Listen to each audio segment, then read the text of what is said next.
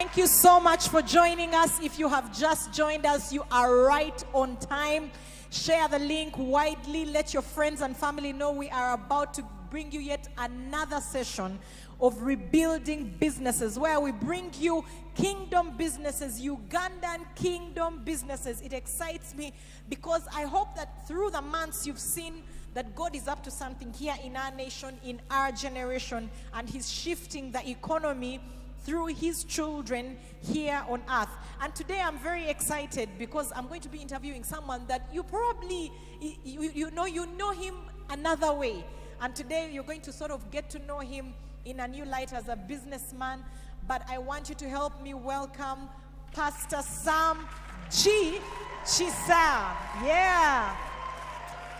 The director of Nautila Architecture and Design. I'm going to first of all tell you a little bit about Sam before he tells you about himself. But did you know that Pastor Sam is the lead architect for this project of Worship Harvest Ministries?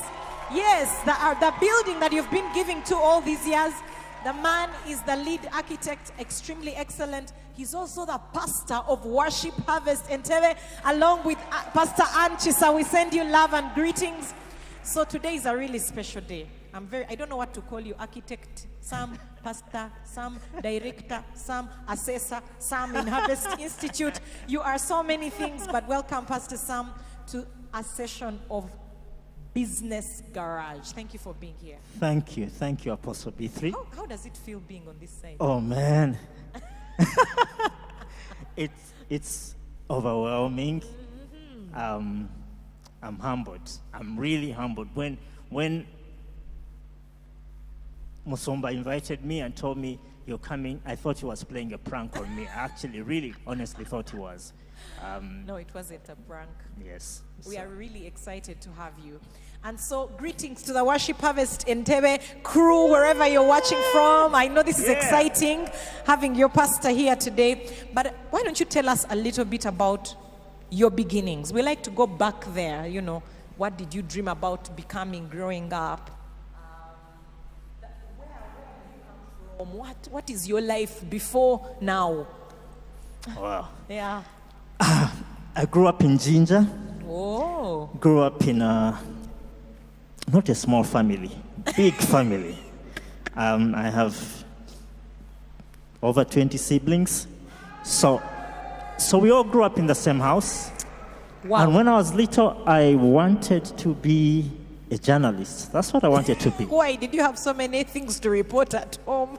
I mean, blame it on my dad's Little Sound solo and the BBC every day, all day. So I thought, man, if I can only get on the radio and be a journalist, my life will be made. Then when I got to Senior 4, I had a conversation with my dad, Senior 4 VAC. He sat me down and told me, you know what, we need a doctor in the family. Oh, snap.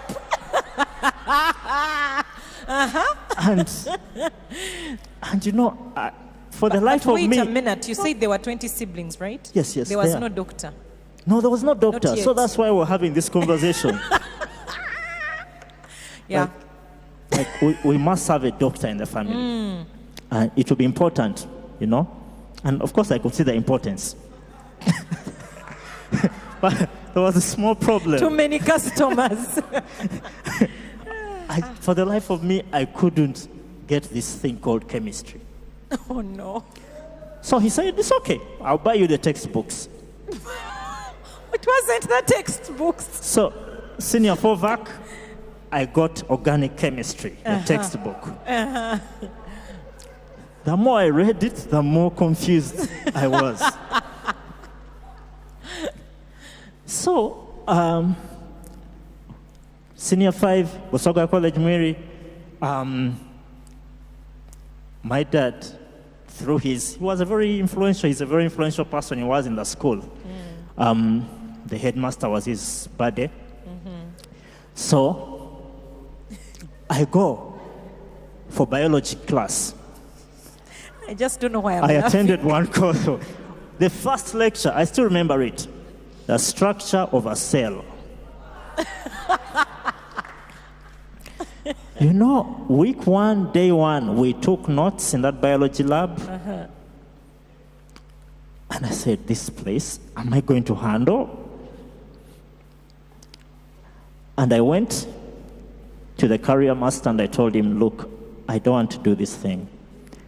I want to do another course. Oh. And my reason really was, when you did biology, you couldn't do fine art. Oh, yeah. You could only, you do PCB, stroke, sub-math. And I said, I want to do art. And they said, well, this is serious. This one you have to call your parent. I was in that school for 6 years. The only time I ever stepped into the headmaster's office was when I said I want to change my combination. So the career master told me this one is for the headmaster. So I walked into the headmaster's office. The guy looked at me, said, you want to change your combination? Your father has to decide. Go get him. So I had to go back to Ginger, tell my dad, look, they've asked me to come for you. I don't want to do this PCB thing. That was one of the most difficult things I went through in my teenage years. Yeah. So we went back to the school, and there were the three of us, the headmaster, my dad, and myself. And I remember the headmaster saying something. He said, if that's what he wants to do, let him do. If he fails, it's on him. It's on him. So I ended up in the math class. It was like liberation. You survived chemistry and biology. I survived chemistry and biology, and I got to do fine art. Wow. That for me was it was freedom. Yes. So when I'll be leaving the dormitory and we get to the place where the path parts, because the biology labs were outside the quadrangle, kind of outside the camp. and then the rest of us, it was over here in the math class. I loved those 2 years. And meanwhile, I didn't know what I wanted to do. Yeah, that's where I was going. So now you can do art, but what are you going to do if you can't do medicine and not journalism, clearly? Yeah, now journalism was out of the window. Yeah. I was what one of the teachers said, a victim of passing exams. So I loved the art, I loved the economics. Yeah. I was always getting an A. I didn't know. I was like, what am I going to do? Whoa. Now, amazingly, when I was in senior 5, there was a guy, the one I was in senior 4, there was a guy in senior 6, and there was a guy in senior 5. A guy in senior 6 went, and when I was in senior 4, that was the first time some guy in our school went to do something I'd never heard about at Makere. Architecture. Was called Shem Seboa. We send you greetings. Greetings, Shem. And so I was like, okay. Then a guy ahead of me, 1 year ahead of me, in that school, you keep tabs on people. It's a big group, but you keep tabs on people. Hey, who has gone to Makerere? Yeah. Who has been admitted for what? Because we are not Gayaza, Namagunga, where the whole class goes to Makerere. To do medicine. Yeah. Namagunga and Gayaza, we send you greetings. Victims of passing exams. Wow. So there was another guy. He was 1 year ahead of me. I was in senior 5, so when I applied for this, so I changed from PCM to PEM art. Oh. There was a guy ahead of me who was doing PEM art, and he goes to do this course, architecture. Again. That guy is Apostle Mose. Hey! Apostle Mose, we send you greetings. So, I just joined the fellowship around that time, and of course, he was a drummer. Wow. We remember the drum another kind story. of drum. Yeah. The other like- ones. This guy has gone to do this course. That's the first time I heard about architecture. Wow. I didn't know anything about it. And even what I thought I knew, because they said you have to get an A in math, Yeah. and then you need physics. So I thought, this is about calculations, you know what? So I was like, what? So I got my A Wait. in math. So you went to do architecture to be a mathematician. Yes. If people look, you can stumble into your destiny. And by the way, I was not alone. No. So you get into that class, and everybody comes with an A in math. Yes.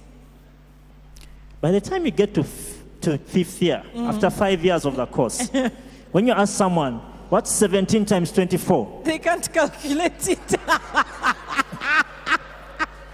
Basically, they educate all the math out of you.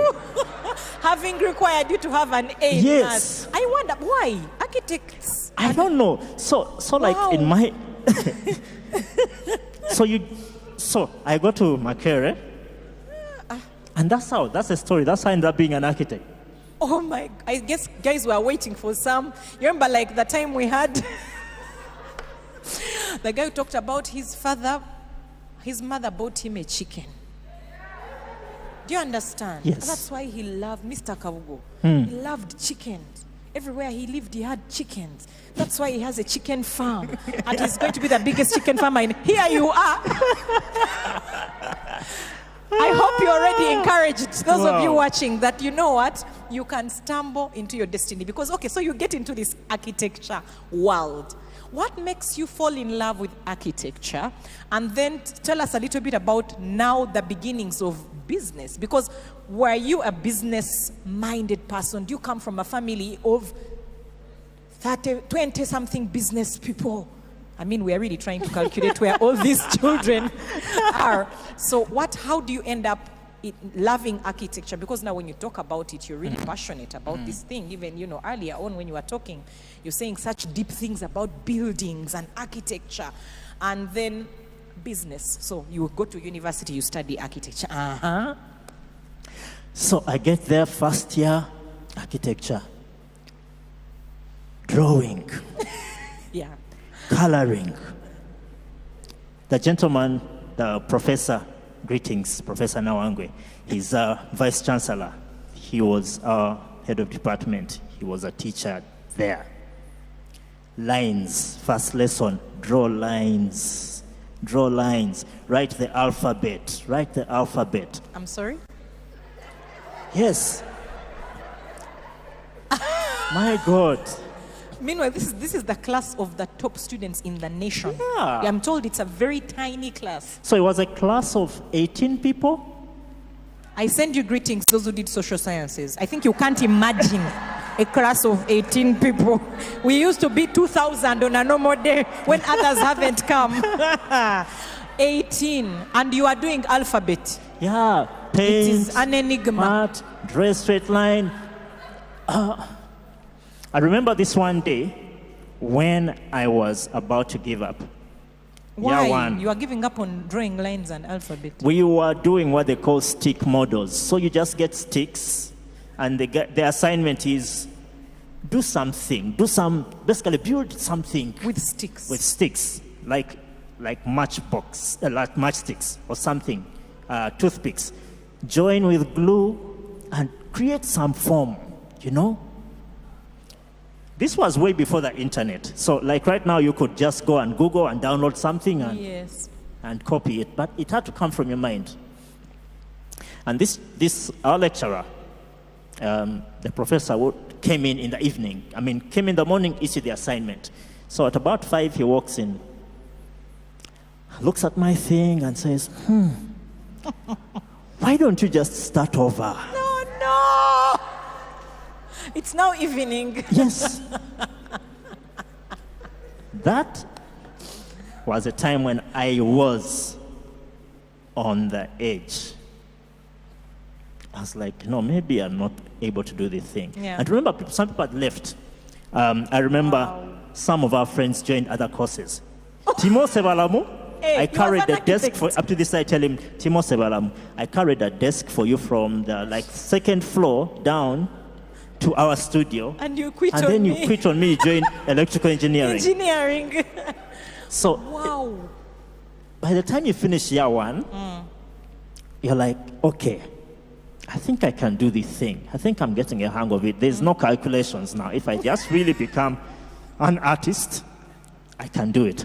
So that's how I end up in architecture. My background, my family background, my dad's a businessman, but he's not like involved the family businessman, involved the children.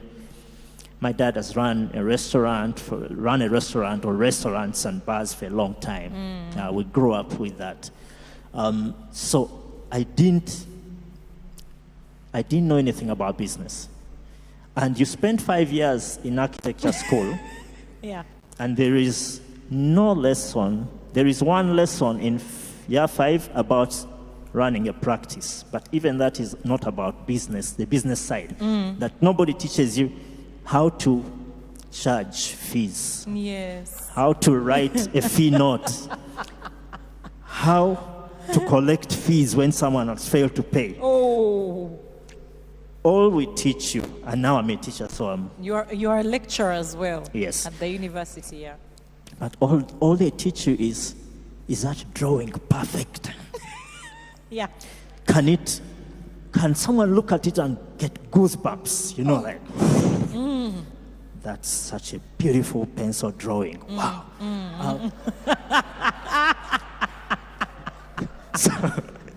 Oh, Lord. So that's, unfortunately, that's, so when I left school, the first place I thought about getting a job was my head of department's office, because I have this passion for teaching. Yes. It's been there since I was little, since I was really, really little. So I went to him and said, I'd like to teach. And I remember he just laughed and said, well, we're not recruiting anyone right now. And so I went and found work elsewhere. So starting out, it was like really learning on the job about everything on the business side of things. How to charge fees, which are the right fees. And at the beginning, because of that ignorance, a lot of people take advantage. Of course. So you're too eager to do work, thinking, if I really do a nice design, this person will eventually get to the point of, by the way, how much? You think that they'll appreciate the work so Yes. much and, ask to pay you whatever you want. Yeah, and I ended up doing a lot of work like that, not paid. Oh. Yes, so it's a tough learning curve Yes. for people who, especially people who are doing technical courses, engineering, architecture, where they don't really teach you those skills. And yet you spend so much time in school and excellence and whatever. So where does now Nautila come in? Tell us the story of Nautila. Where? Sounds like Nautila. Okay, Nautila. Yummy. Nautilas. Nautila. NAD. So Nautila begins in 2014. I left school in 2002. Yes. So I've been at this thing a little while. Indeed, it's a little while. That is an adult child, just to put it out there. Yes. So I've done all sorts of iterations of architecture practice. So when I left school, I first, like I told you, I wanted to study. I wanted to teach. Yes. If you could pay me to be a student, lifelong student, that's something that I would have done. Wow. So a year within finishing, I was invited back at Makerere, come and teach, because there is this master's degree, and the condition is that you teach, so come. So I went and did the course. That's another 2 years. Then I came back after that and got employment at one of the big farms, the biggest farm in town, actually. It's called Symbion. And that was a fun place. But that was, I don't know, now I look back, it was a fun place. It's a place of systems before I learned about systems. Yeah. That place, I'm not surprised that they've grown as big. As you think about all the big buildings in this city, all the prominent buildings, the Serena, Crested Towers, all of those. Wow. Serena Chigo, Serena wherever, they've done all of those. And they were really, really, really systemized. Yes. Like you had to do everything there's a system for everything. Yes. You don't just show up and say, I need a pencil. Give me an extra pencil there because, like, fill out the form properly. There's a pencil. There's a system for everything. Wow. So they were really, really professional. Wow. So I really owe what a little bit I've learned about structure and systems in architecture to the training I got from that architecture firm. So after 2 years, I got together with 3 of my classmates. They said, let's start. And so we started another farm. It was called Fusion. Yes. And that went on for about 8 years, yeah. It was good, but because of the lack of mentorship, again, we were 4 guys who were passionate, but we didn't really have systems and discipline to keep us going. So after 8 years, a time came to fold that. And so then Nautila came out of that. Wow. Myself and one of my colleagues who were with earlier, architect Ivan, we decided to start this thing and start afresh. So that's been 5 years, close to 6 years now of that journey. Yeah. So Wow. it's So been good, 5 to 6 years of Nautila. Tell us some of the highlights of that journey. When you began, it's just the two of you, I imagine. Yes. Where are you now? How many? I'm very curious about around how many clients have you helped on this journey of many years? So I would say maybe since I left school, maybe over 200 clients or For sure. 300. Yes. I don't know. Wow. I've done a lot of work. The very first, I'll tell you the story of the very first client. I would Please. say it's a client who paid me. Yes. The rest of y'all, no. So I was it's strange. I was in Molago on the operating table. I met a doctor, ophthalmologist. I always wear specs. So I went to see this ophthalmologist and he said, I can do a procedure on your eye to help you. So we go to Molago to do the procedure. The gentleman, so while I'm waiting, I hear him having a conversation with 3 other guys. Like, they're all around me, I'm lying on the table. Hashtag tugenda muja wa. Wow. Talk about opportunity. So You're lying down, the opportunity is flowing. So I said, hey, doctor, I'm an architect. And he's like, You better not mess up Wow. my eyes. Yeah. And so the guy says, we want to do an apartment building. And that was the very first apartment building I designed way back. 2002, I think it was 2003, when I just left school. Yeah. And I remember I was on my way to Addis for that master's degree. And the guy called me and handed me, I think, 3 million shillings. Ooh. In cash. I was driving. I was being taken to the airport that morning. I had nowhere to take the money. I went with it You went with it to Addis. because I was like on my way. He called me. I mean, one day I'm on my way to the airport. I remember going to Addis, putting it at the safe deposit at the hotel, Yeah. and the guy at the hotel laughed.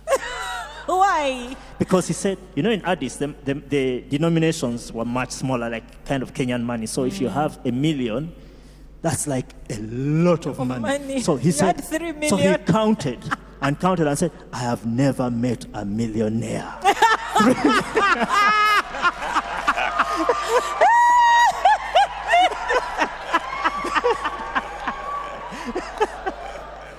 Oh, guys, no. Oh, no. So that was my very first client. He turned you into a millionaire. Yeah. I'm sure that guy went and told his friends. Wow. So you start with this client. What does it look like right now? And then, you know, on top of telling us what it looks like in terms of numbers, if you could also tell us, I asked you earlier, what's this thing about, why are you passionate about architecture right now and buildings? Why? What do you see in them? Yeah, what do you see is the value? What is it about what you do? So, buildings, they just excite me. Yeah.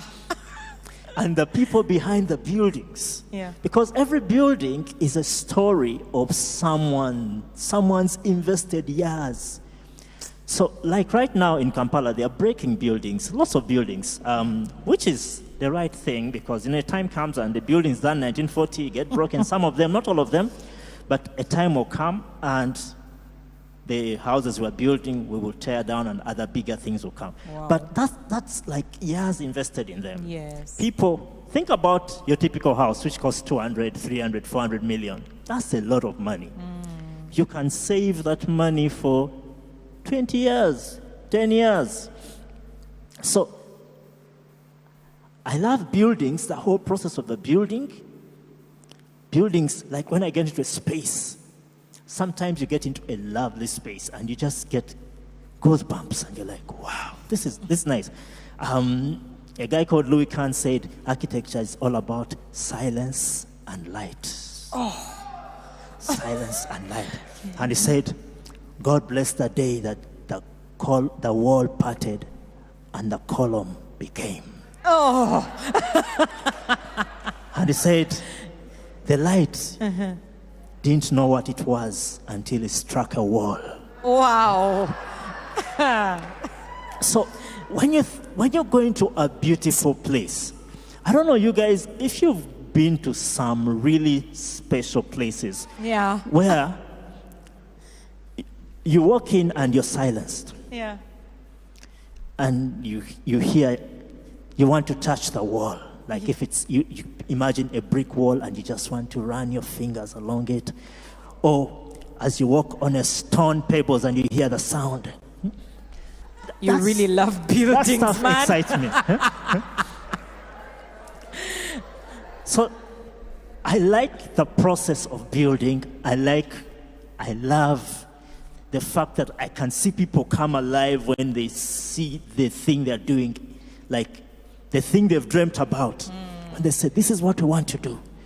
We want our daughter's room to be this way. Yes. And then Yeah, the their kitchen.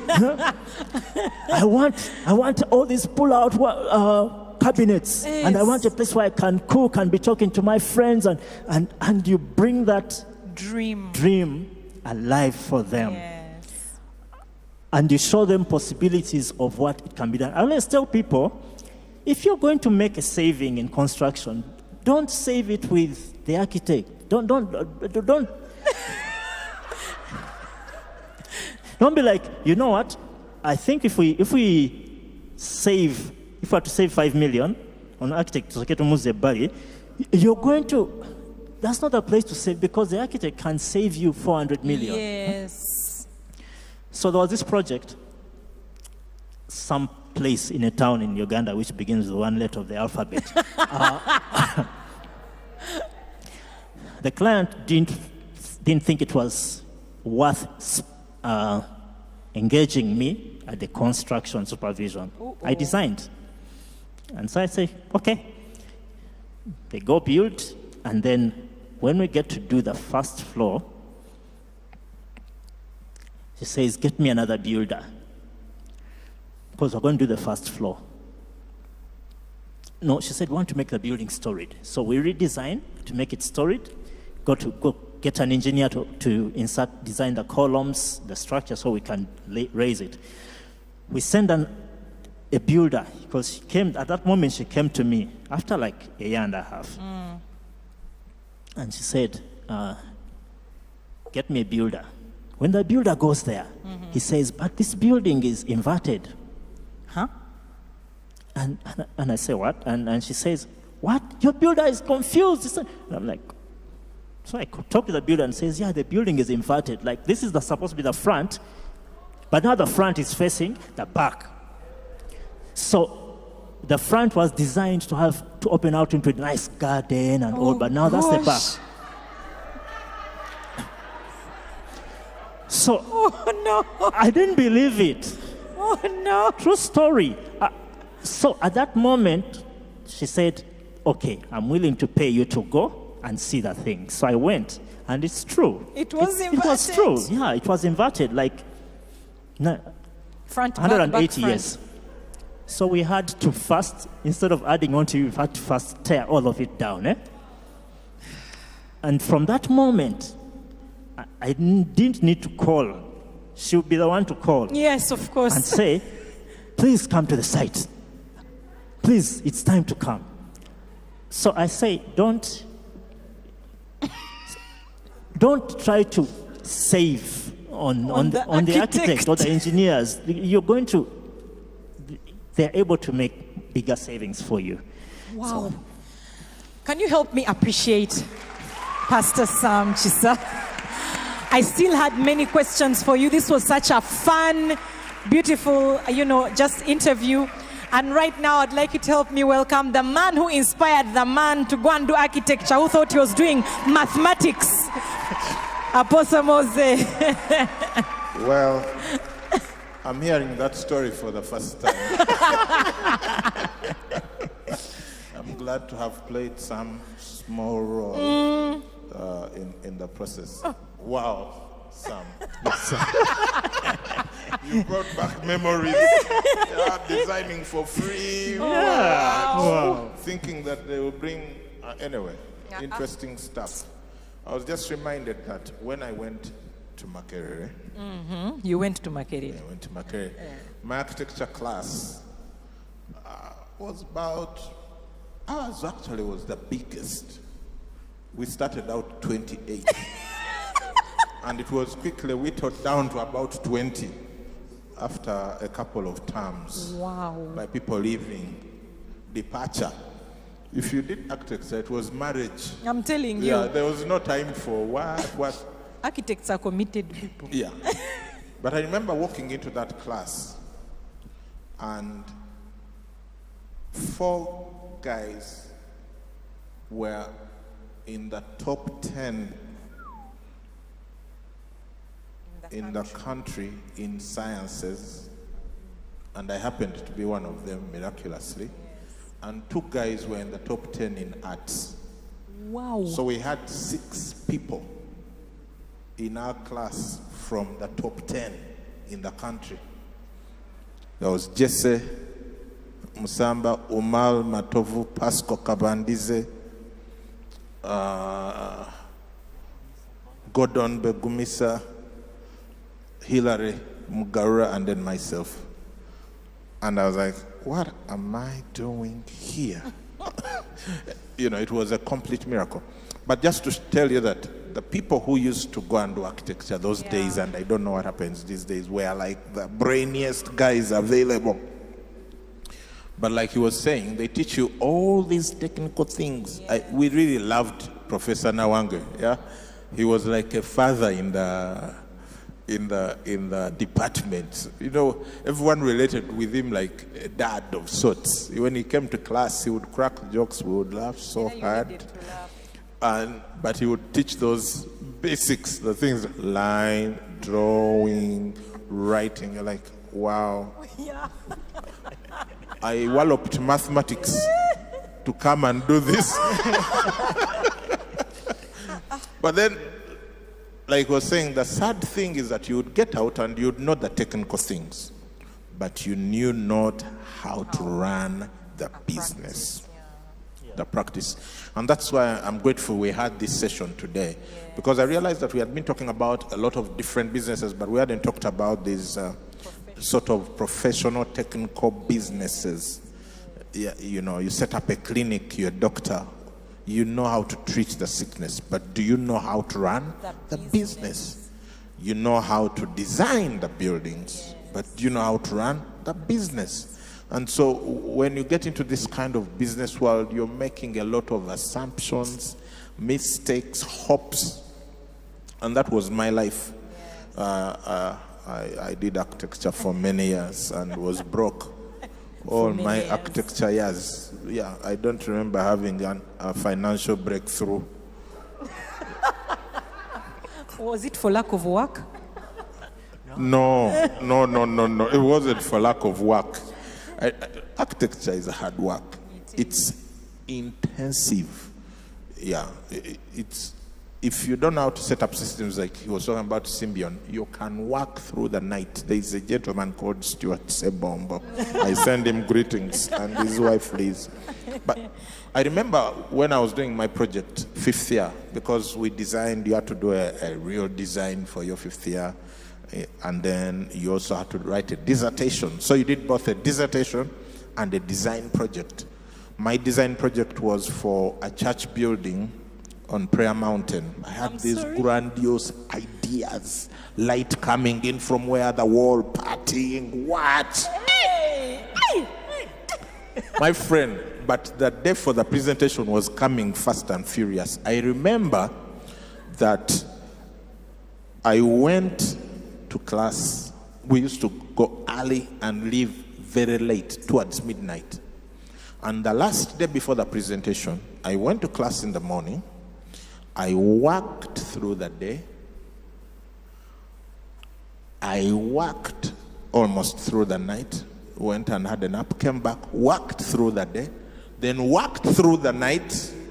A gentleman, one of his earlier partners, Michael Ugaiz, came and spent the night with me, helping me with 3Ds. Nowadays we do on computer. Those days you had to draw it. Can you imagine drawing a 3-dimensional drawing? Yeah, the perspectives. You have to draw them with lines and real draw what the building is going to look like. And then do a model, a physical model. Through the night for the presentation that morning. There's a joke that there was one guy who was doing architecture in Lumumba Hall. Oh dear. So he worked through the day. The sun came and went. Then the sun came and went. And then on the third day, his pencil fell behind the bed. I thought he was in the... No, so when he went under the bed to get his pencil, he didn't come back. He slept off. Oh no! I didn't recover. Anyway, I don't know whether it's a true story. But just to say, you know, you can run a hustle out there. Super real hustle. You are technical, you're intelligent, you know how things work. I mean, you passed physics, mathematics, you did art. But the finances. Yeah. So I find that to be a problem with a lot of the more technical side of businesses. Yes. So yeah, that was my takeout as well from architect Sam Kisa's. And it's very brilliant. Extremely. Up to today, people contact me for work. I just pass them. Yeah. I'm like, I know a guy. Yeah. Wow. And because you focus on the work, the work is always growing. It's coming. Yeah, it's always there. And by the time you look at the money, you can not have the money because you all the time, all the attention and what you love is the work. Yes. So you tend to think, if I only do the work, the money will take care of itself. And it never really works out. Does that work? No. Yeah. The money doesn't take care of itself. No. You just work longer hours. It's weekends, Sundays, the whole time you're designing. And this is not actually limited to only architecture. There are other people in the arts world. There are some people. Lawyers. Yeah, they walk around with their laptops. Yeah. Yeah, we You're know working the whole time. But how do you break that cycle and start building a business? Yes. Yeah. Wow. So, Pastor Sam, I think that's the question right there that Apostle has asked. So, what are some of the key things that have helped you build a business that is actually growing? Yeah, so one of the things is just applying the lessons that we've learned here at Worship Harvest. Straightforward financial growth. Yeah. Save a percentage of what you earn, and that we applied in the business. Yes. That's something that we hadn't applied for a long time, and then we began applying it. Get people to help, Yes. accountants, people who can handle the business side, Yeah. and you also pay attention to it. Yes. So sit down and say, okay, this job, what is it really worth? Because from our background, that's not a conversation we would have. You pull figures from the air. Yeah. Okay, I think let's charge this much. Let's charge this much. And because you're not really like importing things like raw materials, Yes. you can cheat yourself without realizing that this is the actual cost of this job. The rent, the staff we are paying, the meals, the utilities, and then the time, yes. Yeah, so that's those are some of the things that we've Plus hiring competent people. Yes. Because one of the problems technical businesses have is that you know your thing so well, to hire another person to help you with the design, you're thinking, they will not get it. And so you get stuck. But hiring other people and training them and trusting them. But also the problem is people want to get the cheapest available labor. So you hire a guy, but he can't do a straight line. And so it doesn't work. So, but hiring people, paying them, and then starting to multiply yourself, doing the symbiont thing, setting up systems where the design gets done, and it's not the leader of the business that is involved in the technical stuff. Yeah. Wow. Why don't you help me appreciate Pastor Sam Chisa? Wow. And the Nautila business. And listen to me. I hope that this has been very helpful for you. That you realize, especially for those of you doing something more professional, that you can grow. You don't need to be necessarily maybe manufacturing. You can grow with the thing that you went to school and studied. It can become a source of joy, of employment, and economic empowerment, even in this nation. So thank you for joining us. I know you had some questions and comments. The man is available. You can always get in touch and, interact with him. But thank you so much for joining us. And right now, in a few moments, we should be starting our children's garage, and at 10 o'clock, we'll be back for main garage. But before we do, I'd like to give you an opportunity. If you're watching us today and you've never made Jesus Christ Lord of your life, you can tell that the passion, the zeal, and everything, even the wisdom that Pastor Sam was displaying here is really from his relationship with Jesus. And we'd like to invite you to that relationship. So wherever you are, if you want to make that decision right now, it's so easy. You just believe in your heart and confess with your mouth that Jesus is Lord, and just like that, you are born again. So why don't you go ahead and just say this very simple prayer after me. Say, Lord Jesus, thank you for loving me.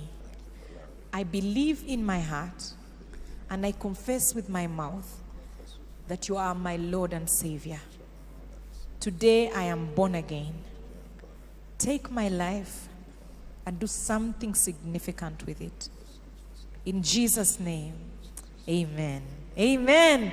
If you prayed that prayer, we believe that you are born again.